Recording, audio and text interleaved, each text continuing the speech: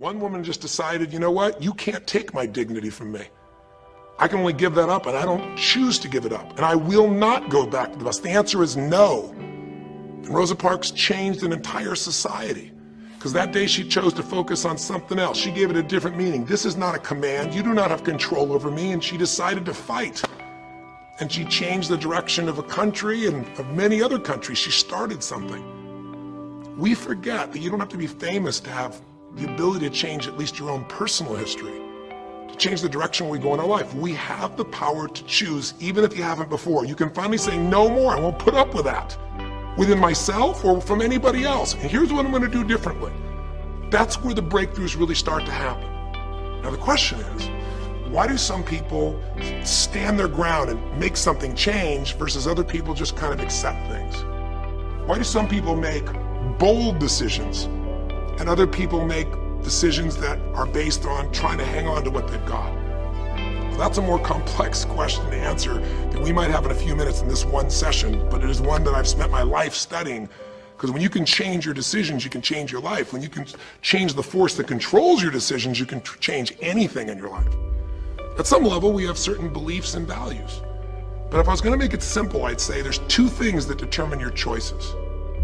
First thing is the state of mind and emotion you're in at that moment. Think about it. Have you ever snapped at somebody and had nothing to do with them? It was just the state you're in, right? You were frustrated, you were pissed off about something, and in that state of mind, whatever they said got interpreted through that state, and you made up a meaning like they were an irritant or they were interrupting you. They weren't. You probably felt bad afterwards. When we get in the wrong state, we make the wrong decisions. When you get in a strong, empowering state, you'll make a better decision. Learning how to direct your state is a big part of what my work is with people, and it's a big part of what I do in my seminars. But the other thing that affects your decisions would be what I would call your story or your blueprint. We all have kind of a story about how our life is supposed to be. It comes from a set of life experiences, interpretations. Some people think life is all about getting theirs. Some people think life is about growing and contributing. Some people think life is about making judgments. Some people think life is about saving other people's lives. Some people think life is about being successful. Some people think God is the basis of everything, and the way to know God is to go through life in a very specific way with a set of rules, and they follow it. And that's what they believe. Whatever your story is, whatever your blueprint is just another way of saying whatever you believe is how your life is supposed to be, at some level, we either follow that blueprint or we fight it.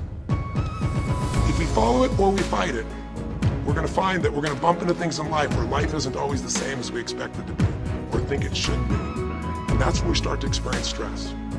So in this session of Breakthrough, when you watch this story and you saw Melissa, you saw the conflict between what you desired most and what you feared most. I really believe life is the dance between what you desire most and fear most. That's where you find where we live our life. The dance between what you want most and what you fear most. That's where all that energy is in life. So what does she want?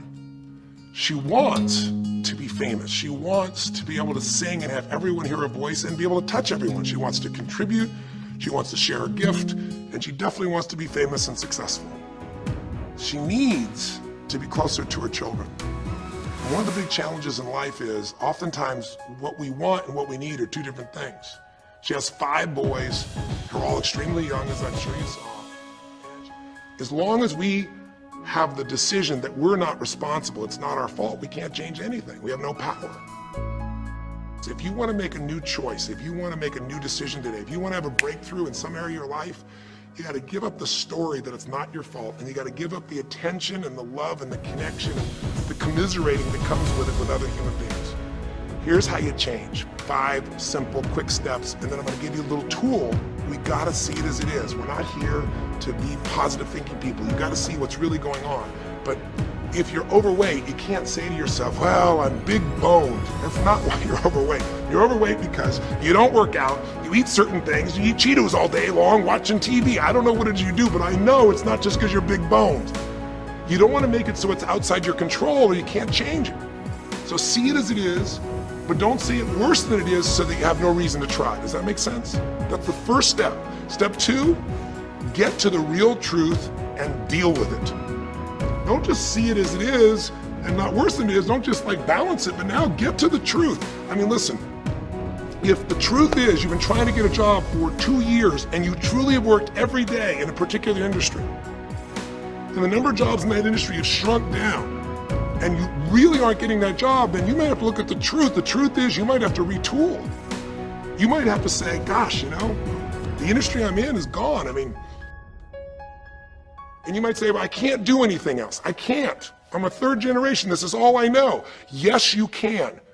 Get to the truth and deal with it. Deal with the card you're dealt with. You got to deal with it, sure, I'm sure legally, but in the meantime, you got to take care of your family. I'm not saying this off the cuff easy because I've been in those situations where it's impossible, it's unjust, it's wrong, but I still got to deal with it just like you. That's what I think your third step should be.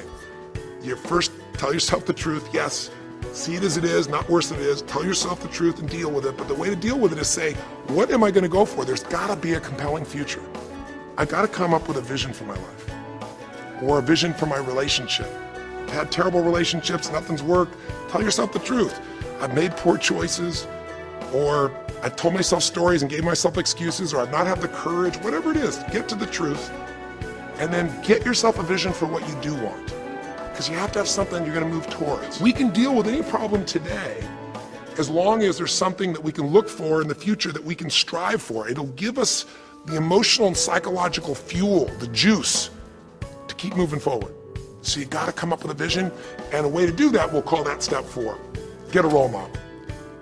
You might get the vision from a role model, you might get the vision just from coming up with a new idea. But in order to figure out how to go from where you are to where you want to be, to close the gap from where you are to where you want to be, it's best to learn by other people's experience whenever you can.